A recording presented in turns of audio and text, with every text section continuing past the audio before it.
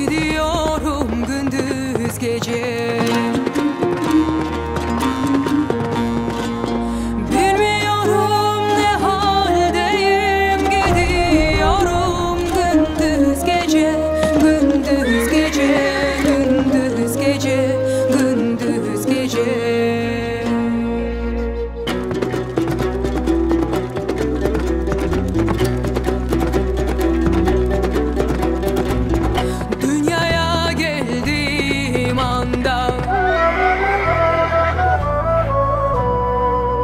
Yürüdüm aynı zamanda.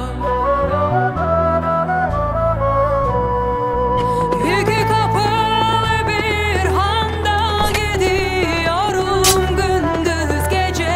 Gündüz gece, gündüz gece, gündüz gece.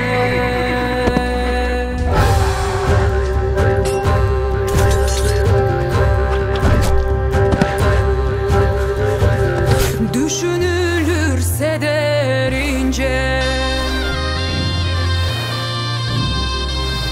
uzak gözü kır görünce, yol bir dakika miktarınca gidiyorum gündüz gece, gündüz gece, gündüz gece, gündüz gece. Aklını kiraya vermiş olanlar, biz kefenimizi giyerek yola çıktık. Şaşar Veysel.